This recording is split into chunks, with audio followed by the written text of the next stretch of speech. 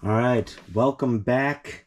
We finally got another pair of shoes in. I could not resist picking these up.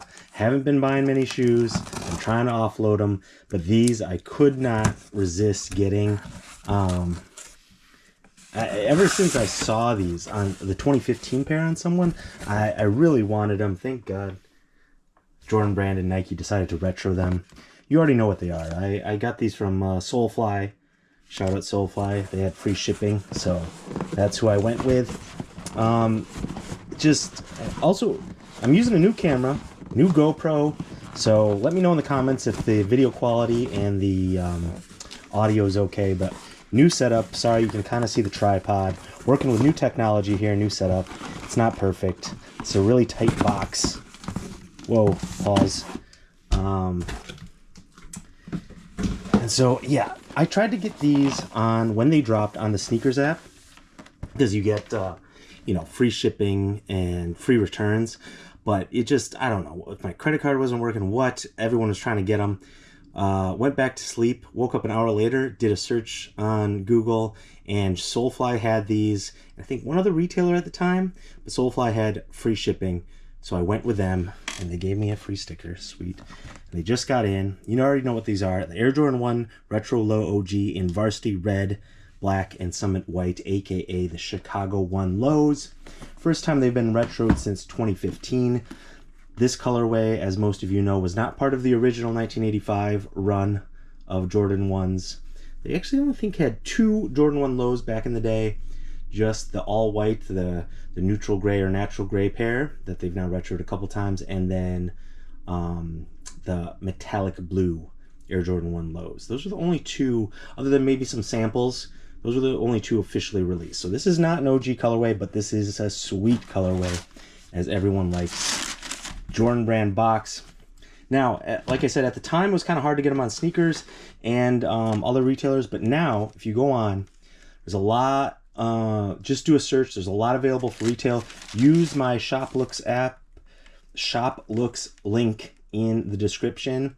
And if you purchase a pair, helps me out a little bit, so I'd appreciate that. If you want a pair, please try to use the links in the description first. Otherwise, go on your merry way. I think these will be fairly cheap if they don't have your size on StockX. Have to pay a little bit of premium. So there they go. They come individually wrapped. And let's just take a second to look at those and admire those. Wow. Now, I will say right off rip, the leather does look pretty solid. Leather does look pretty solid. Then again, on most of the Jordan 1 Lows, I've been fairly impressed. When they started doing Jordan 1 Low OGs a few years back, there were some pairs here and there, mixed reviews. But in general, they've all seemed to have decent leather. But like, you can kind of look at that. It's not quite tumbled. But, yeah, really nice. On the back, I don't know if it's just kind of the sheen, but that looks a little cheap, the heel tab leather. Maybe it's just the polish. But it seems like fairly thick cuts, except the mid-panel there. That seems thin. I don't know how the toe box will crease. But these look real nice, real buttery. I would never say, unless Jordan Brand advertises it as premium, I would never consider Jordan leather premium. There's just good to decent to poor, I would say, for the most part, unless they're advertising it as premium. Let's bring out the other one. So it comes stocked with the black laces, but then you get another lace option in here. That seems to be the white. I will be rocking the white or the black laces to begin with. Here's a look at the insole. And there's a look at the nylon tongue. Nike Air on the tag there. Big thick swoosh. There's plenty of videos comparing these to the 2015 ones. If you care about that, I would suggest, check out the Wear Testers, Nightwing's YouTube channel, and some other people's.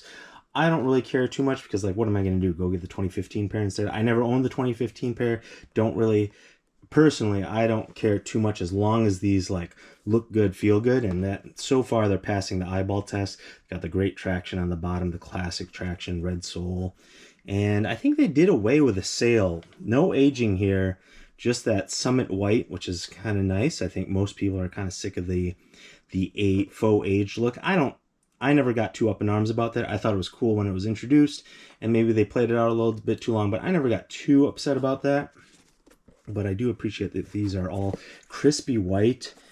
That toe box is a little janked up on mine, but I'm gonna wear these and get them messed up anyway. So I'm not a huge QC guy. I know we're paying a lot for these, $150. So you do want these to be in decent shape.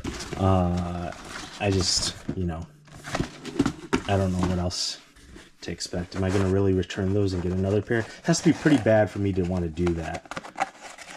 I think these are going to go great with pants. I'm going to try these on here. I think in shorts, these might be a little bit too memey as like, maybe some Ronald McDonald shoes, but I think these look great with shorts. I got my Cactus Jack, one of the few pairs I hit for retail. This is the only pair of Travis's that I've hit for retail. Travis Jordans that I've hit for retail. So wearing these right now. These squeak when you walk in them. Check out my unboxing of these, but let me know in the comments if you got these and if they squeak for you. These are the medium olives. Got them a little dirty. I've been wearing these. Been liking them other than the squeak, but these look sick. Can't wait to break these in. These look like great daily beater potential. Hopefully these, and I feel like these will like, I've seen people with the 2015 pairs on, and those aged, I feel like, really well. Like, people wore them and they looked even better. I hope these do the same. I think this is just going to be a great daily shoe. We've been doing a lot of classic Jordan 1s. I'm excited. I'm going to try to get the bread Jordan 1 highs if they release this December. I got the Union ones. I got the Lost and Founds, the new Fragment Union Jordan collabs coming up. So a lot of like banger Jordan 1s coming out. I know they're not as popular amongst everyone, but I still love the silhouette. It's a classic, and I think just they were too hyped for too long, so they cooled a little bit. But I think you can't hold down a classic. I think people will return to it in time. There's the rumored Virgil Alaska Off-Whites. So a lot of Jordan 1 heat dropping, and I'm here for it. I'm not tired of them. I think it's just a super clean, classic looking shoe, and they're actually low-key comfortable. I think there's no cushioning. It's not comfortable in the cushioning, but in the foot housing, I find these very comfortable as far as the foot housing is concerned. And I have flat feet, not high arches, so I'm fine with that as well. And this very flexible outsole, so to me, my feet don't hurt. Now, if I'm wearing these and walking all day, might get a little, that's not ideal. But, so as far as cushioning is concerned, obviously not a lot of cushioning. But other than that, flex factor, roominess, form around your foot. I love Jordan 1s personally. Yeah, these are heat. I love these, and it's really cool too that if you really like these, you can get these for retail or close to retail. I think what these dropped in 2021. How hard and expensive would these be to get? So I understand the side of reselling it and hype, because I flip shoes to afford new shoes, and when I want to get rid of shoes, I want to sell to buy new shoes. So I get that side of it, but at the same time, I was so sick in the hype era of sneakers, trying to get something that I really wanted to and having no shot. I don't think people should be, deserve to get every pair that they want. I'm fine with that, but like, man, during the dunk craze, could not get a single pair for retail. All I wanted was like 1 in 10. I was more like 1 in 40. And and that was like when they were starting to cool finally.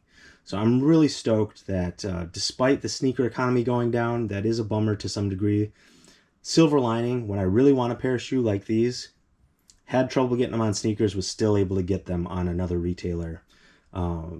So that's sweet. So I'm here for it because I really wanted these, and I'm glad I got them for retail. So let me know in the comments what you think about these, who's copping, who copped. If you're looking for a pair, again, check my shop looks link in the description first before you go elsewhere. And what other Jordan 1s are you excited about? Which ones are you copping? Which ones are you passing on? I'm going to give these, let's see. I think these are your standard 9 out of 10. No crazy story involved, not a true OG pair, but just a phenomenal, phenomenal shoe in its own right. A play on the classic colorway and silhouette. I give these a 9 out of 10. Materials look decent. You get 2 lace options. Materials look decent. I won't say anything crazy, but they pass the test of being like, okay, these look nice. Maybe not quite buttery, but close. Thick cuts of leather, soft. Just an amazing, amazing colorway. Kind of clashes with the socks I'm wearing. Sorry, but have to get some primary colors or black socks. But these will go great with pants, I think. Shorts, you could pull them off too, of course. This is not going to look terrible with shorts. But being like a predominantly red and white shoe, I think they go best with pants, in my opinion. So that's it. I'm also getting a pair, subscribe, stay tuned, notifications on. I'm getting a pair of Vaporfly 4s. My first pair of like true running shoes, I would say. I got them on the Black Friday sale with Nike. I'll be unboxing those and doing a quick initial impression of those when I get them in. So you'll want to see that. Thanks for watching. We'll catch you on the next one.